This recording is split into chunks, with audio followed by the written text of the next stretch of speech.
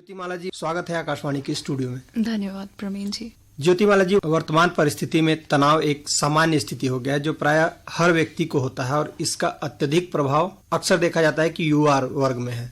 सबसे पहले आप हमें बताइए कि तनाव किस तरह से हमें प्रभावित करता है, इसके कारण किस तरह की परेशानियां एक आम इंसान को हो सकता है।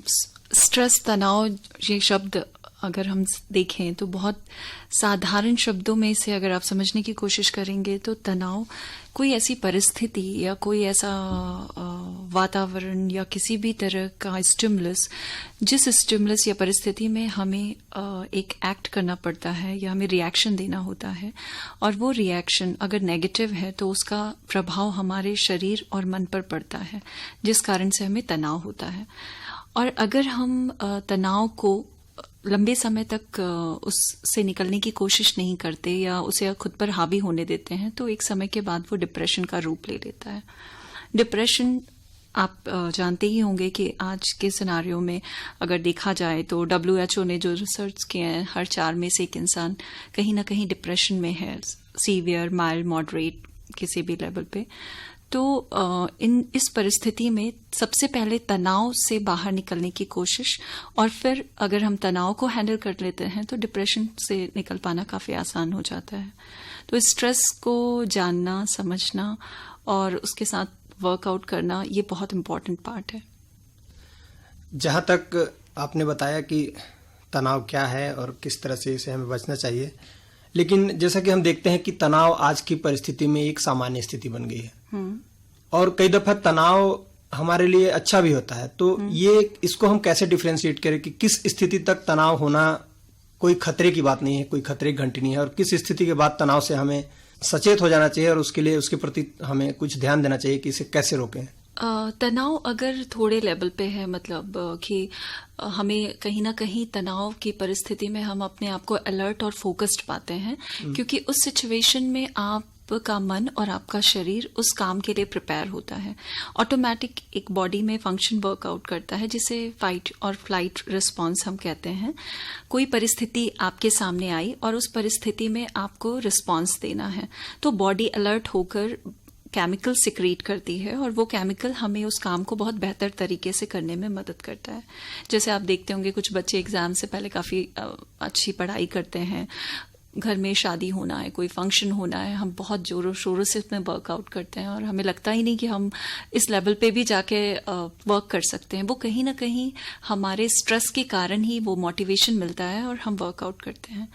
प्रॉब्लम तब होती है जब लगातार तनाव में हम रहना शुरू करते हैं और उस तनाव के कारण बॉडी लंबे समय तक कार्टिसोल, एड्रेनल, तनाव रसायन जो है उसे सिक्रीट करती है और वो रसायन हमारी बॉडी के ऑर्गन्स को इफेक्ट करना शुरू करता है।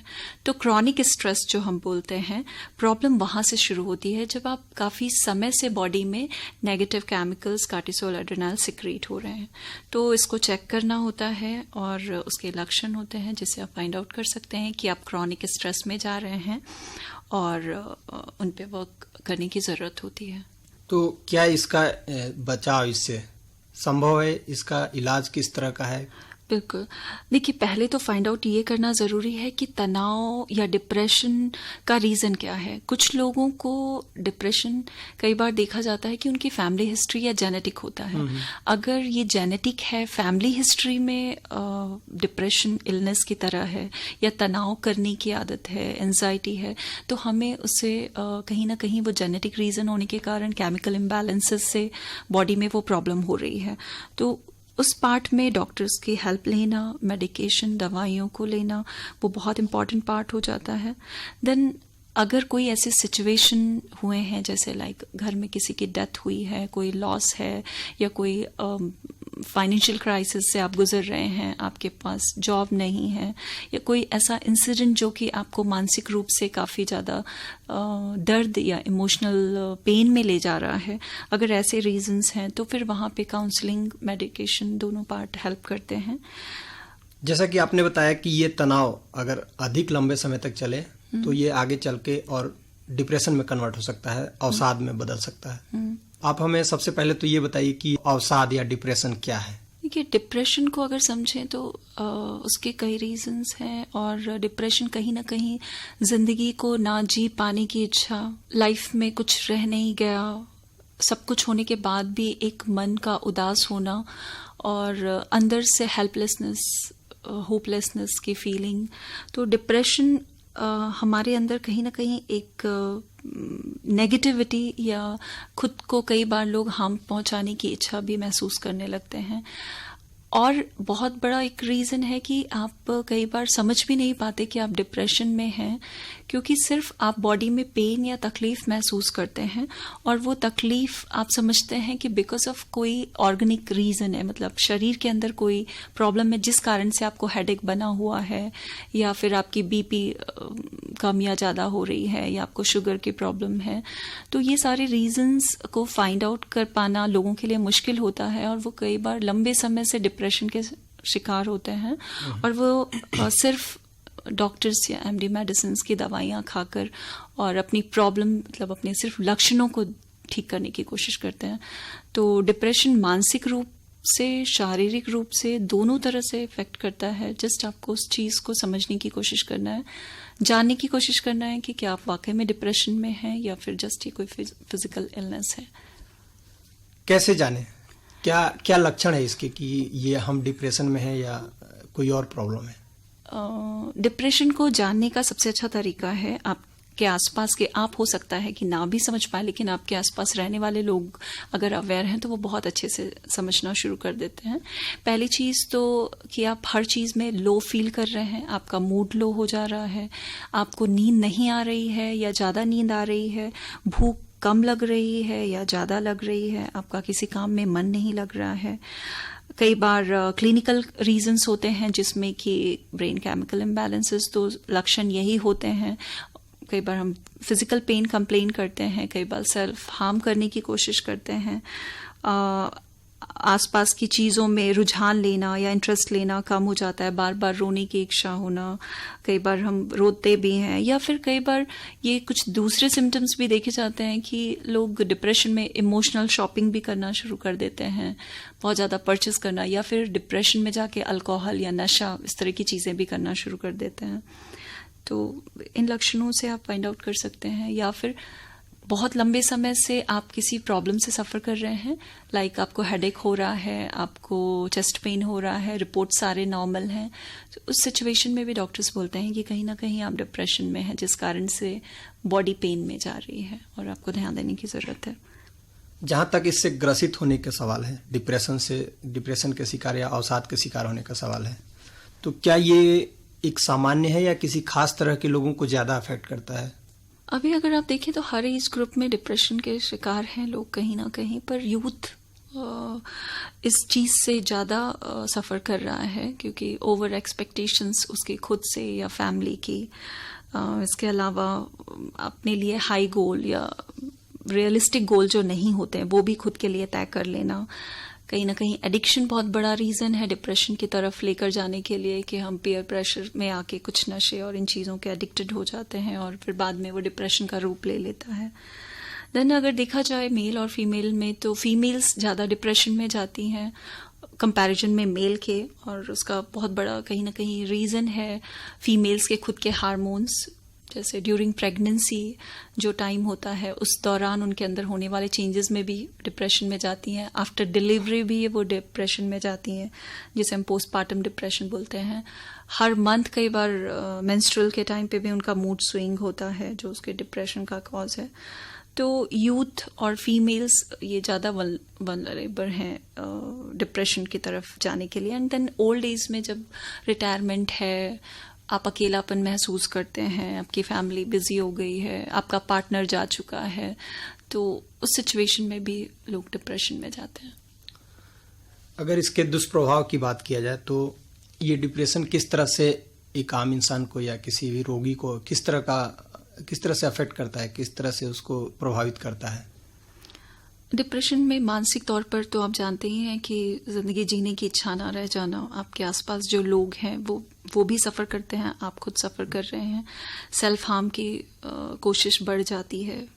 देन स्ट्रेस जो डिप्रेशन का कई बार कारण बनता है। उसमें हार्ट अटैक, ब्लड प्रेशर, कई बार हेडेक, कई बार लोगों को डिप्रेशन ही होता है और उन्हें अल्सर, इंसोम्निया की प्रॉब्लम, स्किन प्रॉब्लम्स, बहुत सारी मेंटल फिजिकल प्रॉब्लम्स होनी शुरू होती हैं, जिससे डिप्रेशन जैसे कि आपने बताया एक तरह से मानसिक रोग है, लेकिन ये आपको शारीरिक तौर पे भी से परेशान कर सकता है, फिजिकली आपको हार्म कर सकता है, मन और शरीर दोनों को हार्म करता है।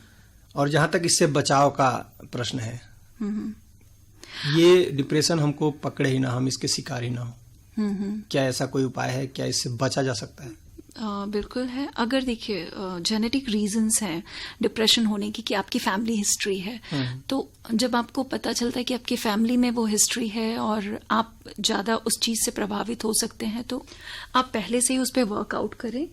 और वर्कआउट करने का सबसे बेहतर तरीका होता है कि आप अपने आप को कुछ वक्त दें, लाइक मेडिटेशन, ब्रीदिंग प्रैक्टिसेस। जब आप श्वसन क्रिया करते हैं, कहीं ना कहीं जब आप डीप ब्रीथ करते हैं, आपकी बॉडी में अच्छे केमिकल सिक्रीट होते हैं और आपका मन, आपका शरीर स्वस्थ होता है। एक्सरसाइज हो गए, लोगों के साथ आपके रिलेशनशिप्स अच्छे हों, आपके फ्रेंड्स अच्छे हों जिनसे आप चीज़ों को शेयर कर सकें।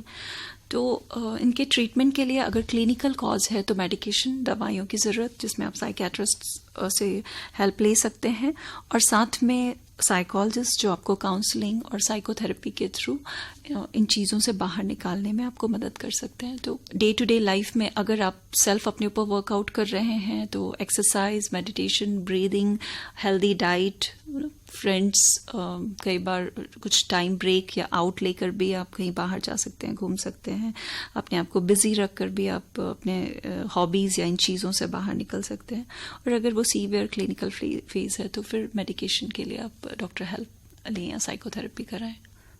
जहाँ तक आपने बताया कि या तो आप काउंसलिंग ले या आप साइकेट्रिस्ट के पास जाएं, मेडिसिन ले, तो किस स्थिति में हम जाएं काउंसलिंग के पास और किस स्थिति में हमें साइकेट्रिस्ट के पास जाना, ऐसा कोई डिस्टिंक्शन है या हम किसी के पास भी जा सकते हैं? नहीं, अगर आप सीवियर स्थिति में हैं, लाइक आप सेल्फ हार्म कर रहे हैं, खुद को नुकसान पहुंचा रहे हैं, उस समय पे काउंसलिंग वर्क नहीं करेगी। उस समय पे आपको डॉक्टर से हेल्प लेना पड़ेगा, ताकि जो आपकी बॉडी में डोपामाइन, खुशी का रसायन है, उसकी कमी हुई है, उस रसायन को हम मेडिसिन के थ्रू मदद कर सकें, आपकी बॉडी में पैदा कर सकें। कई बार सीवियर डिप्रेशन होता है जिसमें इलेक्ट्रिक शॉक या इस तरह की चीज़ें भी यूज़ की जाती हैं। तो जब सीवियर स्थिति है उस समय पहले आप दवाइयों से मदद लें, एंड देन जब आप स्टेबल हो जाएं, इस स्थिति में हो कि आप साइकोथेरेपी या काउंसलिंग में सपोर्ट कर सकें, सुन सकें, उन चीज़ों को अपनी डे टू डे लाइफ में आप मतलब अपनी ज़िंदगी में कर सकें, तो काउंसलिंग और इन चीज़ों पे वर्कआउट करना चाहिए। कहीं ना कहीं इस इलाज के प्रोसेस में फैमिली का एक बहुत बड़ा हाथ लग रहा है, जैसा कि आपने बताया कि ये फैमिली को ही डिटरमाइन करना होगा कि किसके पास जाए, किस तरह का रोल निभा सकते हैं परिवार के लोग इसके इलाज के दौरान? हाँ, सबसे इम्पोर्टेंट है कि परिवार के लोगों को इस चीज़ को समझना कि जो हमारा घर का मेंबर या जो डिप्रेशन में है, उसके लक्षणों को फाइंड आउट करना। अगर उसे पहले भी डिप्रेशन हो चुका है या फैमिली हिस्ट्री रही है, तो आप शुरुआती दौर पे ही उसकी एक्टिविटीज़ को देखकर इन चीज़ों को समझ सकते हैं कि वो कहीं फिर से डिप्रेशन की तरफ तो नहीं जा रहा। जैसे कि मैंने बताया ही, चिड़चिड़ापन, गुस्सा, खाना नहीं खाना या नींद अच्छी नहीं होना, ज़्यादा सोना। आपको जब लगता है कि इस तरह की एक्टिविटीज़ वो दोबारा करना शुरू कर रहे हैं, तो उन्हें डॉक्टर की हेल्प। कई दफे लोग एकदम शांत हो जाते हैं, किसी से मिलना जुलना बंद कर देते हैं, इस तरह का भी कोई? हाँ जी। कई बार लोग, ये 2 फेज होते हैं क्लिनिकल, उसमें एक जिसे हम बाइपोलर बोलते हैं डिप्रेशन। एक फेज में इंसान बहुत ज़्यादा एक्टिव हो जाता है और कई बार एक फेज में बहुत लो हो जाता है। जब वो लो फेज में होता है तो वो किसी से बात नहीं करेगा, खाना भी नहीं खाएगा, अपनी day to day life activities भी नहीं करेगा। और जब वो कई बार हाई फेज में होता है तो वो अननेसेसरी शॉपिंग करना, अननेसेसरी बड़े बड़े सपने देखना, तो ये दोनों फेज होता है। तो पेरेंट्स या फैमिली मेम्बर्स एटलीस्ट अवेयर हो कि वो नॉर्मल से, चाहे वो हाई फेज में हो या लो फेज में हो, इस चीज़ को आइडेंटिफाई करने तो कहीं ना कहीं इस उपचार में फैमिली का ज़्यादा रोल नजर आता है। हाँ जी, क्योंकि मरीज तो शायद अपने आप को सामान्य ही समझेगा। हाँ जी, फैमिली मेंबर्स उस चीज़ को बहुत अच्छे से फाइंड आउट कर सकते हैं, देखकर समझ सकते हैं और एक्शन लेना, क्योंकि कई बार पेशेंट खुद इतना डिप्रेस होता है कि उसे अगर बोला भी जाए तो वो हेल्प के लिए तैयार नहीं होता है। तो वो पूरी जिम्मेदारी फिर फैमिली की होती है कि उसे मेडिसिन खिलाना है या ट्रीटमेंट या बाकी चीजें। ज्योतिमाला जी, हम आशा करते हैं कि हमारे श्रोताओं को तनाव और अवसाद से संबंधित बहुत सारी जानकारियां मिली होंगी और वो इस तरह की किसी भी समस्या से निपटने में सक्षम होंगे।